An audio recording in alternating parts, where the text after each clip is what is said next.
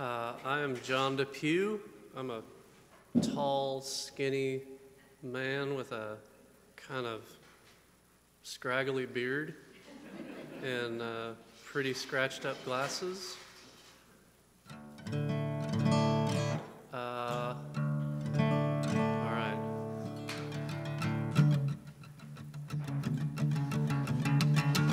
I send a prayer on the back of a raven,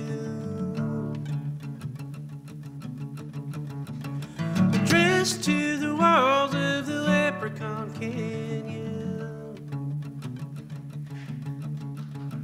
in hopes that the Maker forgive the confusion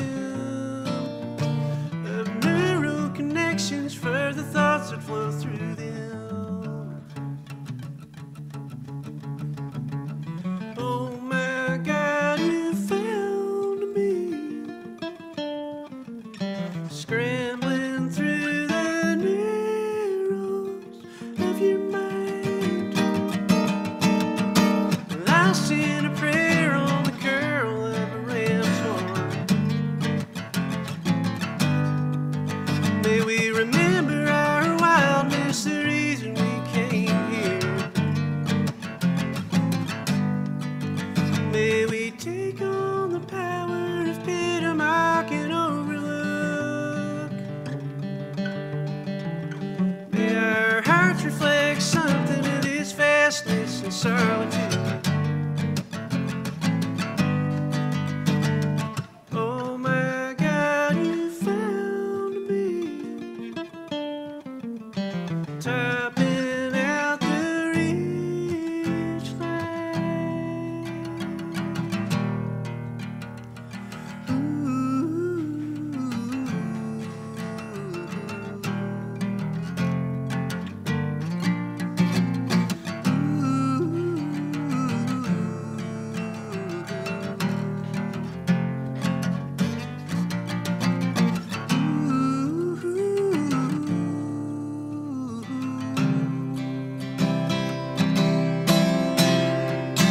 When my heart breaks, when my cup overflows, when I'm brought to tears, hanging off the side of a mountain or on the fountain green road, walking in a late summer sunset with my daughters.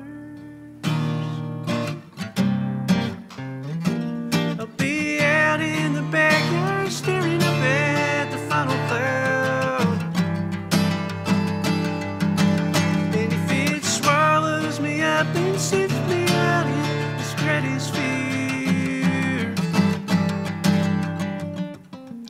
if I fall, may I know I'm falling.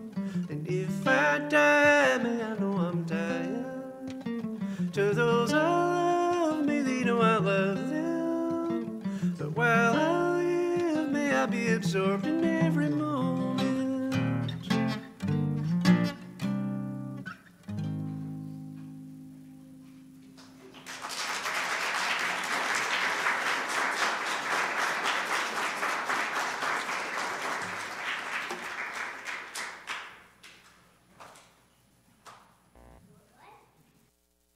Good morning, everyone. Can you hear me around the sanctuary?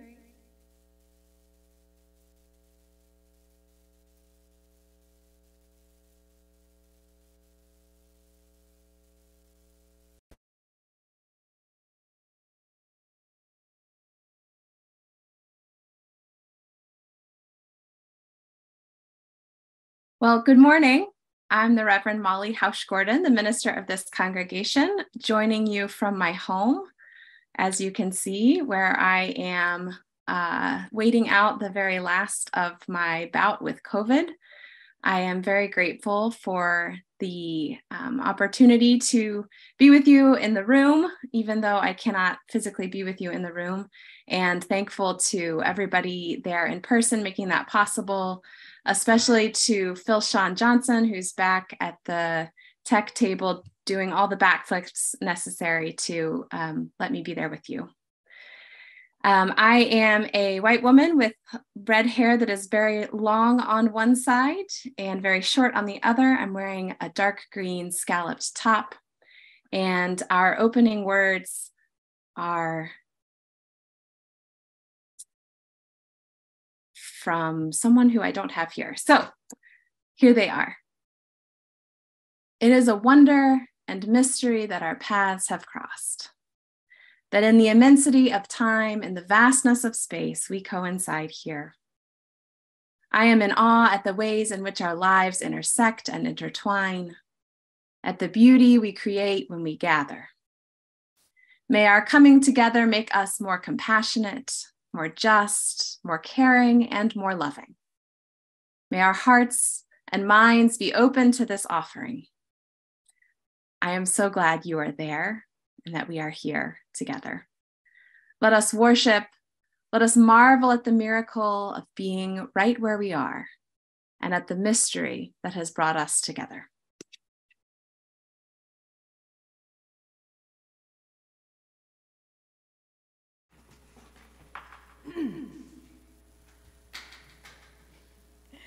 We now kindle our chalice flame to represent the cup of community that holds us and the inextinguishable flame of spirit that unites us. As I light our chalice, will you please join me in the words of affirmation printed in your order of service? Love is the spirit of the church, and service is its law. This is our great covenant, to dwell together in peace, to seek the truth in love, and to help one another.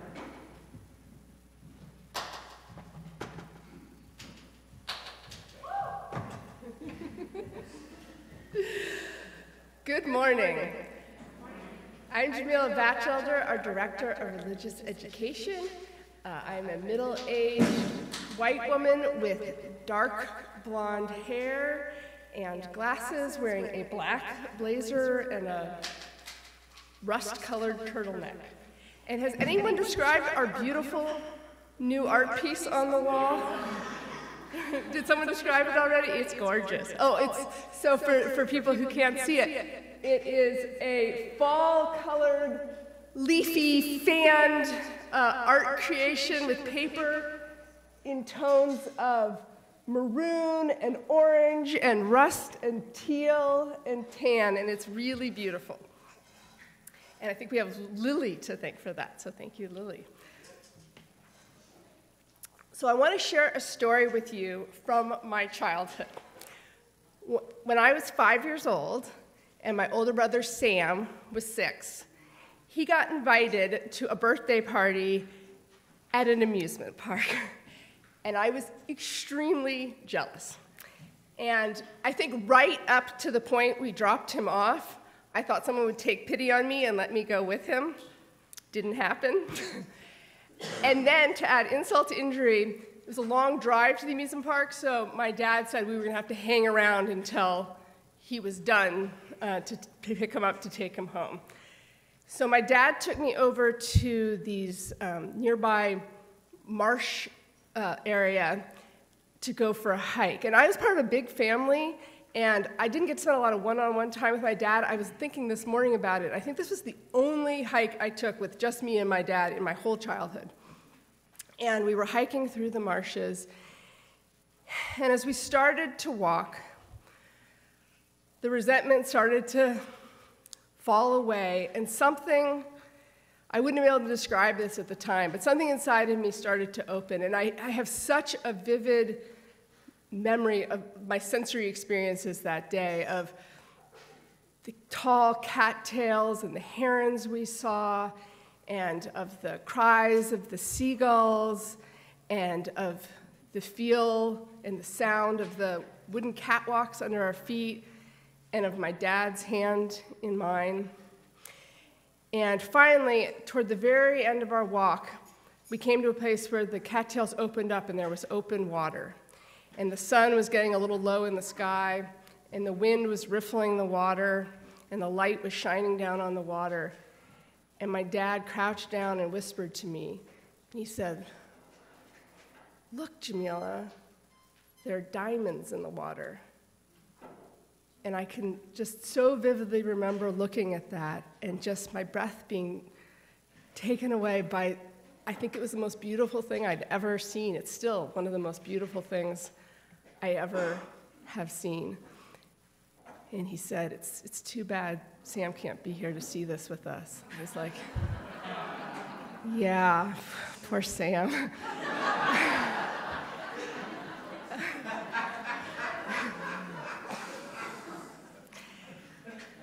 So for our centering today, I want us to sit with the possibility of beauty unexpectedly opening to us in this world that is so often challenging and so often filled with things that are hard to bear.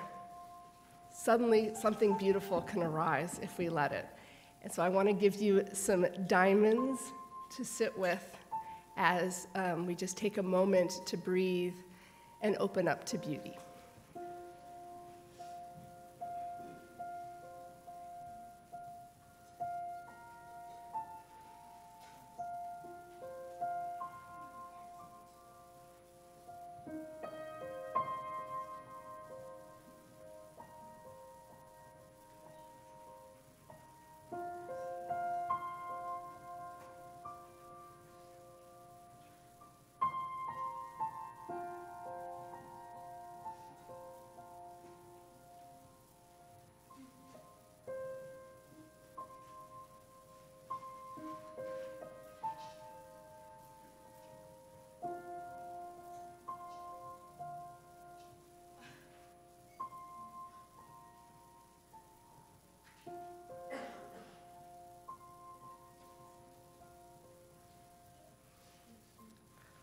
Welcome into this time of beauty and community.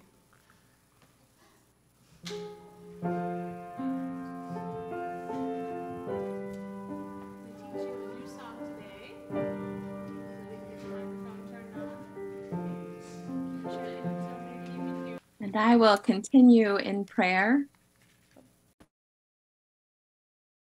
with the words of the Reverend Dick Gilbert.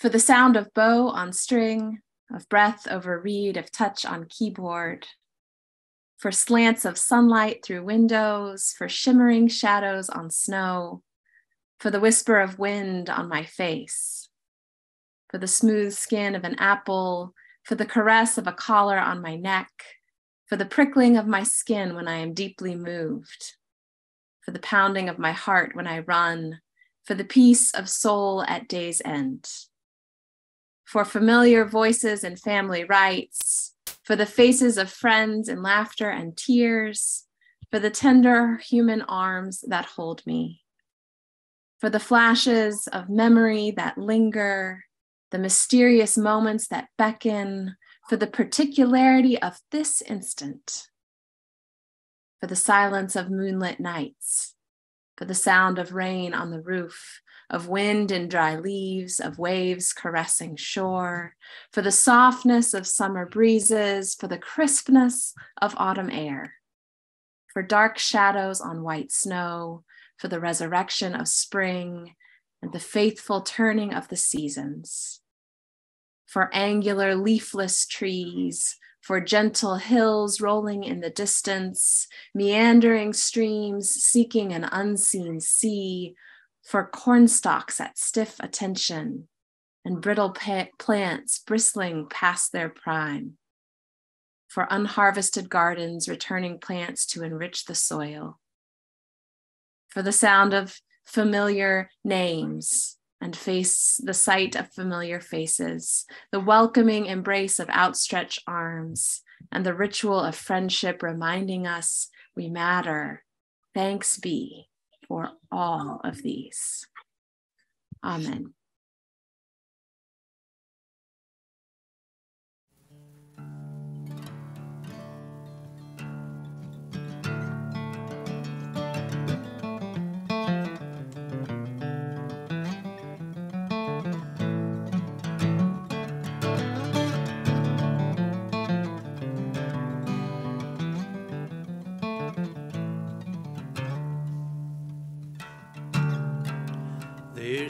place on the mountain where no one else goes, where the pinions grow close on a razorback ridge, where the wind can't decide which direction to blow, so it swirls and it moans in a high lonesome pitch. There's a place on the mountain where a man can be still, hear the passage of time if he listens close, where trouble and sorrow fit into their place in this reckless pursuit seems a meaningless way. And I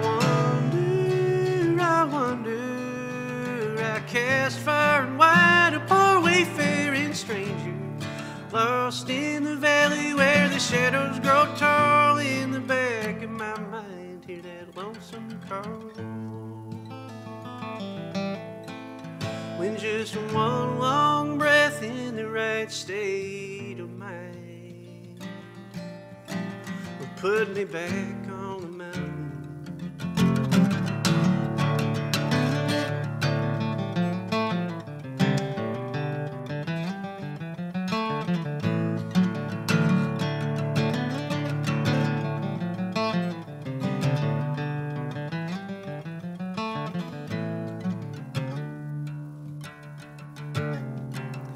There's a place on the mountain I can go in my mind, where I write down my troubles and fold them up tight and leave them under a stone at the altar of prayer for whoever is listening.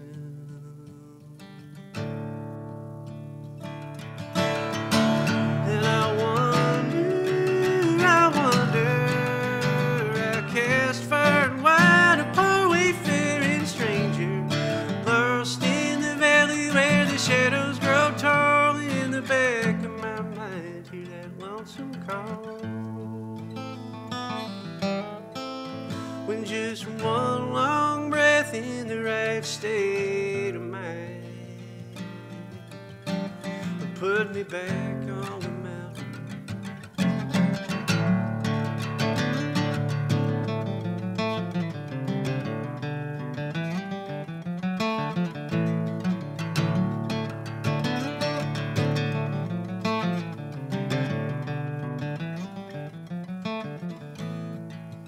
When just one long breath in the right state of mind, one long breath in the right state of mind will put me back on the mountain.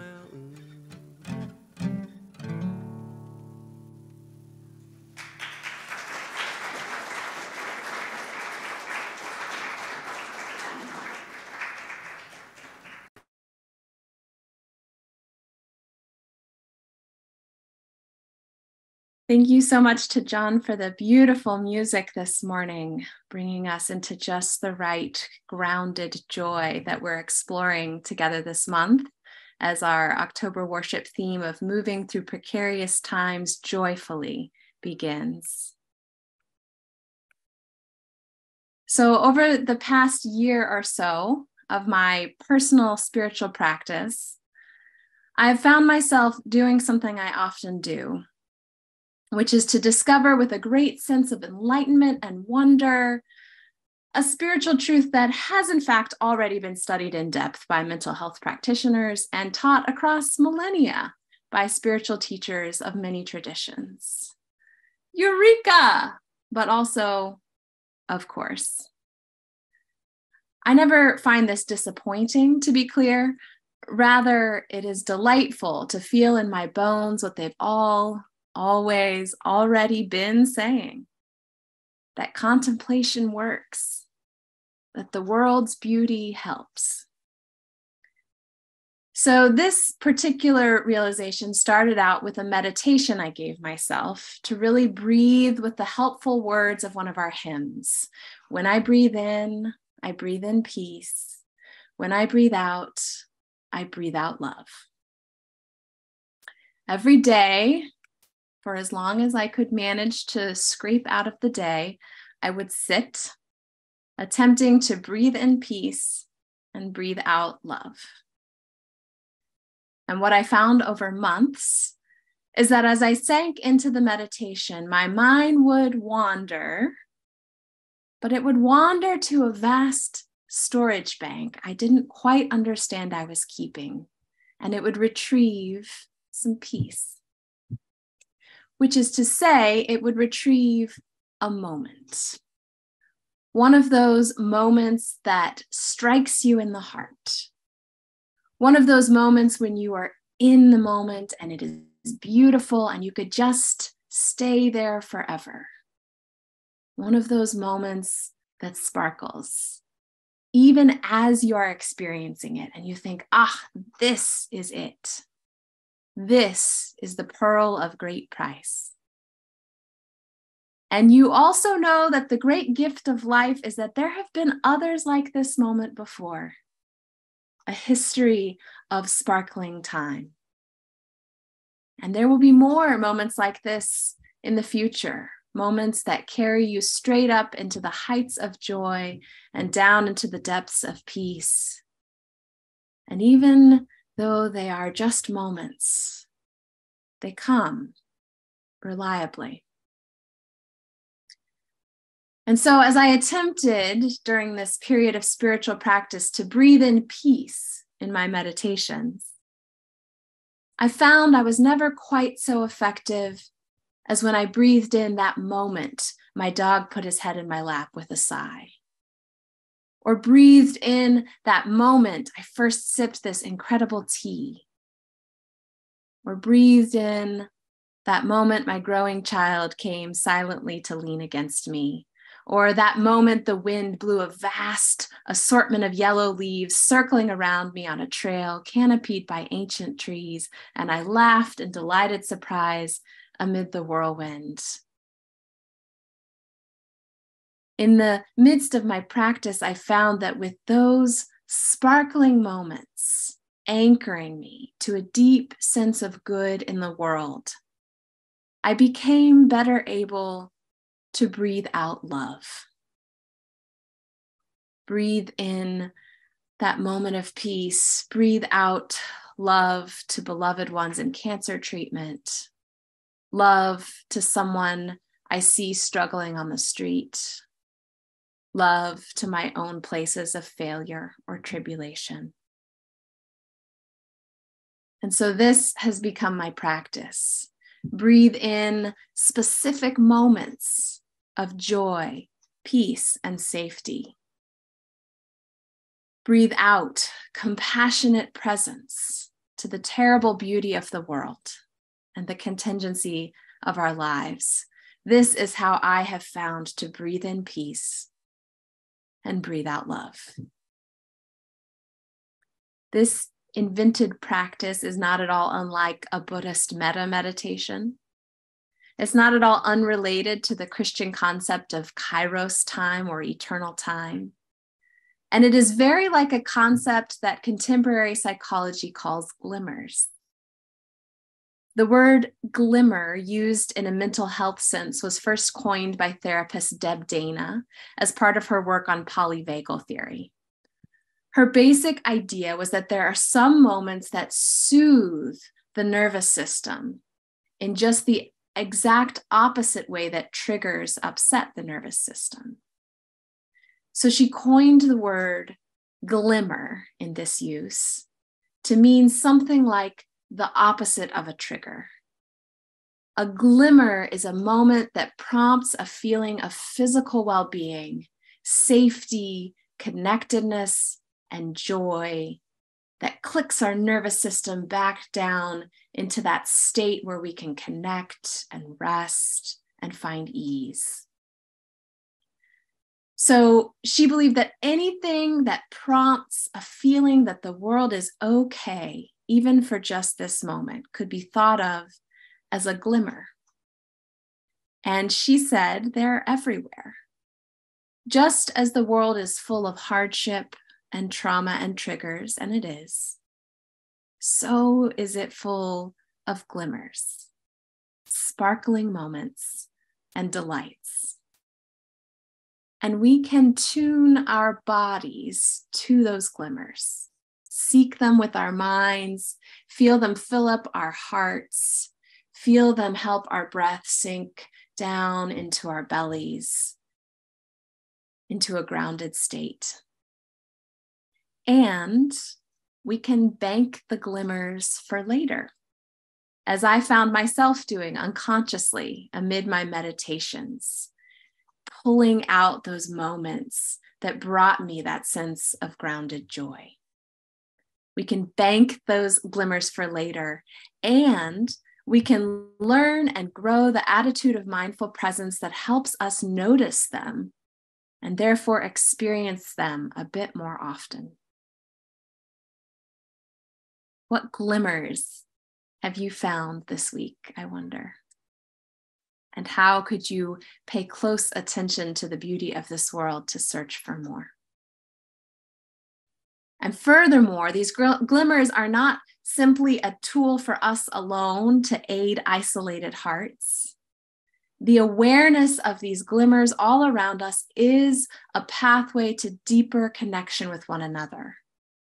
They allow our nervous systems to regulate into a space where connection becomes more possible. And these glimmers themselves connect us. They shout out to be shared. The poet Ross Gay wrote, "I am spending more and more time studying joy, in part because I suspect it is connected to love. And in part, too, because I think we have an obligation, like an ethical obligation, to study what we love, what we want to preserve and keep with us and grow."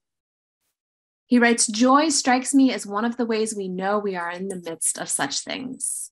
It's like a finger pointing to the thing saying, take care of this, saying, sing about this." He writes, "Joy alerts us to the moments when our alienation diminishes or even disappears. It reminds us of our wholeness, our togetherness, which is the truth."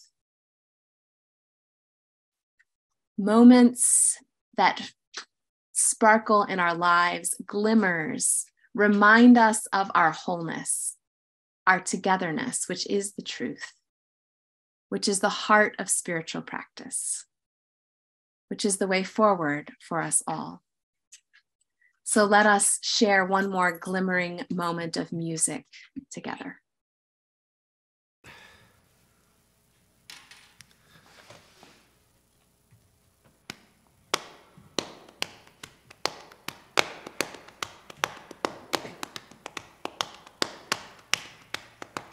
Hold on, don't let go, keep hope alive. This world of trouble and pain will hold you down if you let it. Ooh, ooh, don't let it. I sing because I'm happy, and I sing because I'm free. His eyes on the sparrow, and I know he watches me. We got the time and we got the tools to draw new lines and make new rules. Plant that seed of rotten fruit, grow this world anew.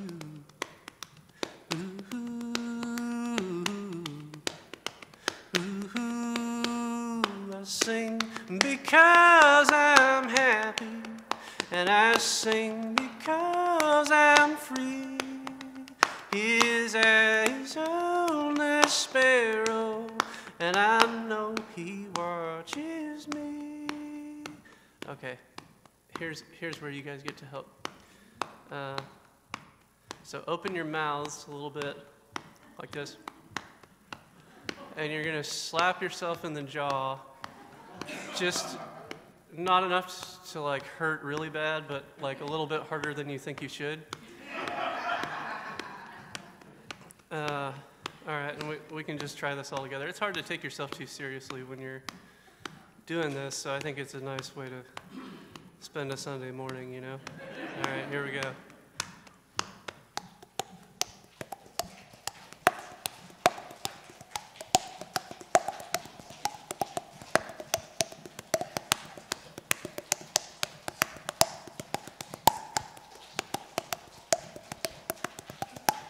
I sing because I'm happy, and I sing because I'm free.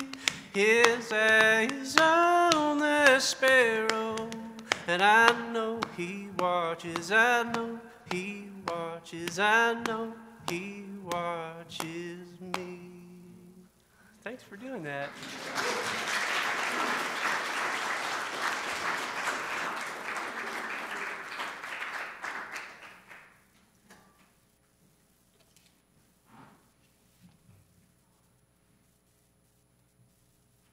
All right. What fun. So Isatu and I are going to share a handful of poems that strike me as glimmers. Glimmers almost adequately captured in words as only poetry can do. I'm going to throw them up on the screen for our visual learners. And that way you can follow along if you would like. And so give me just a moment to do that. And we will share some glimmers.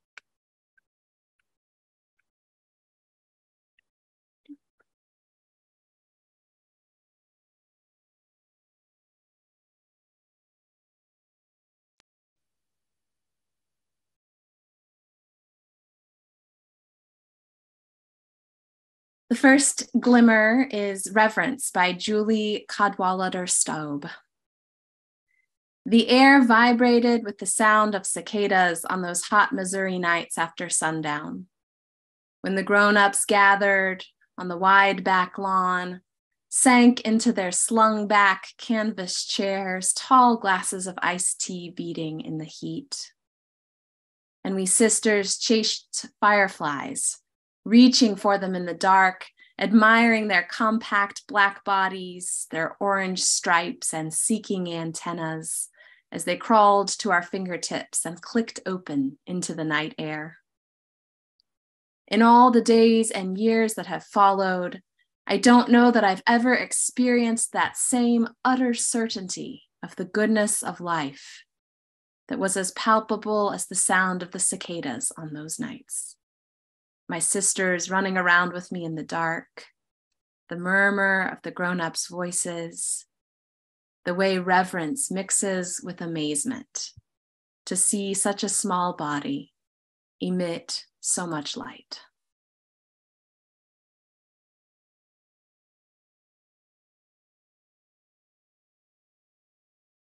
Is Lately by Lori Ann Bosselar.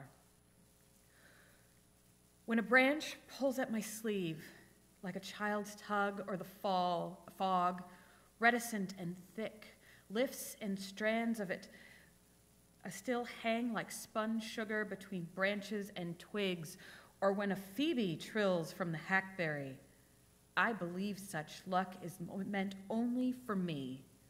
Does this happen to you?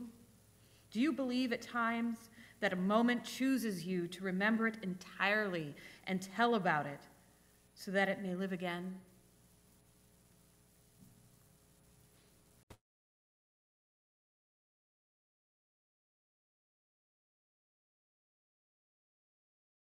A Glint by Ted Kooser.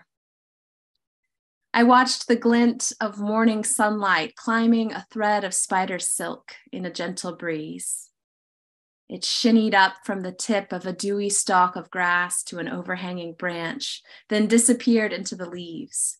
But soon another followed, and then another, glint after glint. And though they made no sound, what I could see was music. Not melody, but one clear, shining note plucked over and over, as if the sun were tuning the day, then handing it to me, so I could be the one to play it.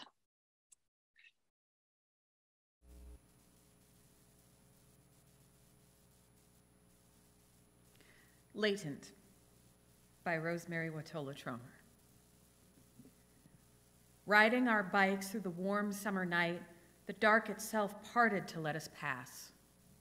Wind in our hair, soft whir of the wheels, and an almost irrational joy grew in me then, such simple joy, as if joy were always here, waiting to flourish, needing only to be noticed. And is joy latent in everything? I have felt it sometimes in the washing of dishes, in mowing the lawn, in peeling the carrots, even washing the fish tank and scrubbing the floor. So could it be too inside worried pacing, in envy, in sighing, in the clenching of fists? Is there joy where I can't imagine it? Joy waiting to spin like a wheel, waiting to rise like laughter that careens through the deepening dark.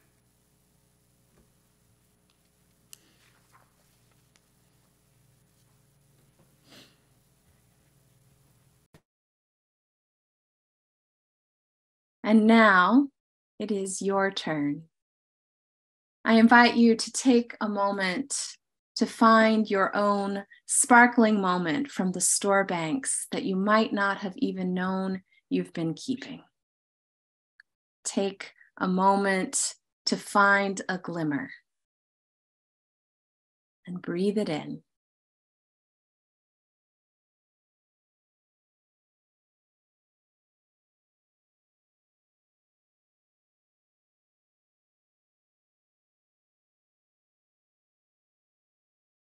Breathe in peace, glimmering.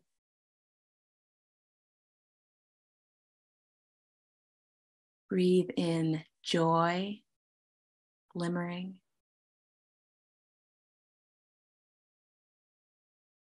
Breathe in grounded hope, glimmering.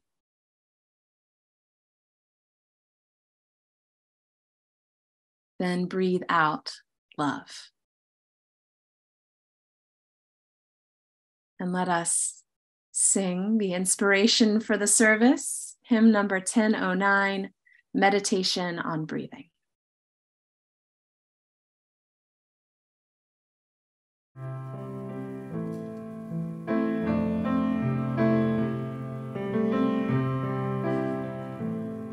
Let's start with just the drone part. So if you want to sing the simplest part, it goes like this. Breathe in, breathe out, breathe in, breathe out. One more time. Breathe in, breathe out. And the melody. When I breathe in, I'll breathe in peace. When I breathe out, I'll breathe out love. When I breathe in, I'll breathe in peace. When I breathe out, I'll breathe out love. When I breathe in, I'll breathe in peace. When I breathe out, I'll breathe out love. When I breathe in, I'll breathe in peace. When I breathe out, I'll breathe out love. When I breathe in, I'll breathe in peace. When I breathe out, I'll breathe out love. One more time.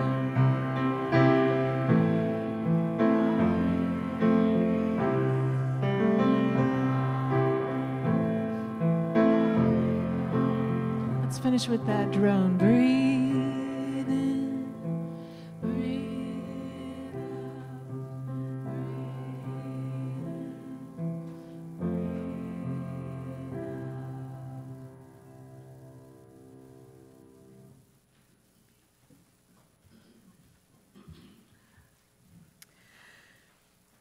Every week, we are invited into a time of gratitude and generosity to practice our deep spiritual value of stewardship, caring for this community and all we hold dear by sharing our gifts with one another. Our offering this morning will be a Faith to Action collection. Twice a month, we give the entire proceeds of our collection for the morning to an organization showing up for our wider community. This month's Faith to Action partner is Heart of Missouri CASA. All offerings not designated otherwise will go to this worthy organization, and we are grateful to be hearing from one of the representatives today to hear a bit about it.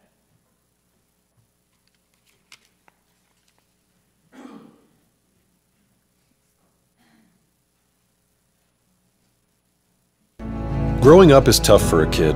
They have school and homework, practices and games, there are doctor's appointments and detention halls. The making friends and the keeping friends, discovering who they are and who they aren't. There's so much to learn. There's this whole world out there, right here. These times are transforming in someone's story, and they can really be quite chaotic. That chaos of being a child only increases when abuse and neglect fill their home. The normal winds of chaos are now a storm, and sometimes, when the storm is so great, a child must be removed from their home. And this is a really tough day. It's complicated and it's painful. When a child is removed from their home because of abuse or neglect, they leave their normal and they enter foster care. The court sends them to a new place, a new home, often to a new school with new people, new everything. And all of these new things aim at a better life for the child. They aim to help in the healing process for the family. But it's still tough. They still have the school activities, the doctor's appointments, and the lessons to learn. But now court dates, visits with parents, and check-ins with social workers quickly bombard the calendar. And there's the pain of separation from what they know and where they feel comfortable. There are hundreds of children in our city who experience chaotic days like this, weeks like this, years like this. And these days, weeks, and years are difficult. They're exhausting and isolating. They're really tough. But there are ways to help. Ways to bear the burdens the child is carrying. Ways to make the days less tough. These children need to feel more supported. They need someone constant who is on their team. Someone who is fighting for their best amidst all the shuffle. And a CASA volunteer provides this help. A court-appointed special advocate helps bear these burdens. They are the constant amidst the chaos. In the middle of all the shuffle and uncertainty, they know the child. There are still tough days, but now there's someone standing up for the child, day in, day out. Someone who knows both the biological and foster parents. Someone who meets with the teachers, doctors, and social workers to ensure the child's needs are being met. Someone who speaks for the child's best interest in court. Someone who the judge counts on for insight. Someone who cares about the child and just lets them be a kid. Someone who is there for the tough days, the great days, and the in-between days. This someone is so important. This someone is a CASA volunteer. And there are hundreds of children in our city waiting for a CASA volunteer. They're waiting for someone to speak up for them. They're waiting for someone to help weather the storm. Each child in foster care needs this support, this someone to count on. Be this someone for a child in foster care. Be their advocate. Be a powerful voice for their best interest. Be a CASA volunteer.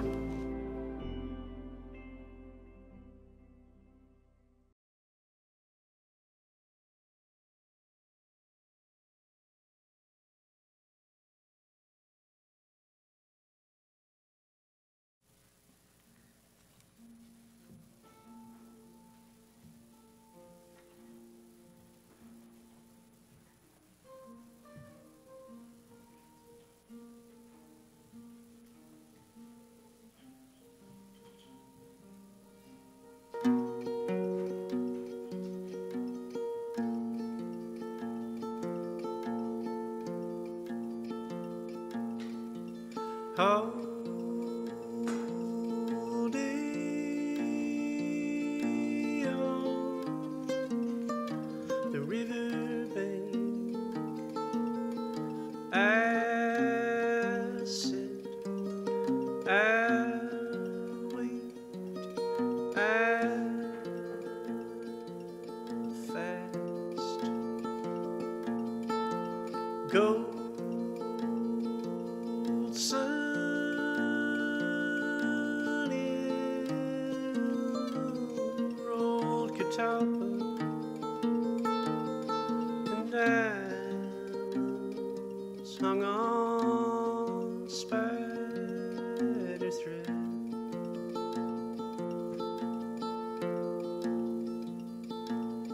A wise man takes not of the riches of the world to weigh down his pockets. He carries a lesson from the birds of the sky who claim ownership of nothing. It's the reason they can fly.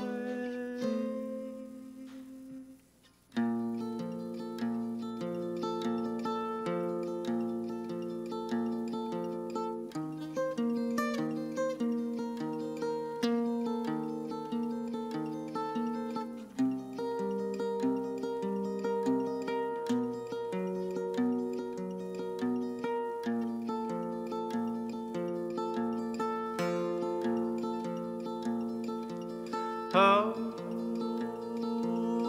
day on the riverbank, I sit, I'll wait, I cast, no longer holding to the questions I have over and over asked. I'll let the questions fly like severed kites while I take a walk and listen to the jukebox buzzing in the tall grass. A wise man takes a night. A wise man takes a night. A wise man takes a night.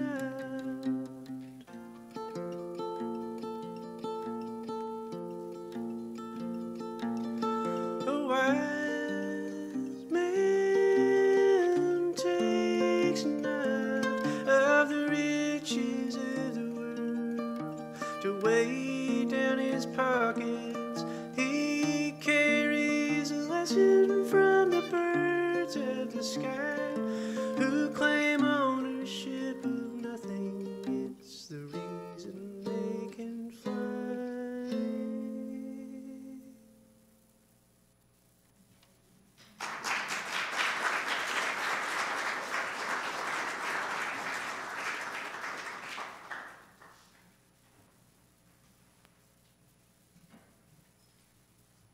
I am so looking forward to seeing you all again in the flesh next week when my infectiousness is done. And in the meantime, I hope that we can all go out gathering some glimmers this week. So now take courage, friends. The way is often hard, the stakes are very high, and the path is never clear, but take courage. For deep down, there is another truth. You are not alone. Go together in blessing and be a blessing to a world that needs our care. And let us sing our benediction.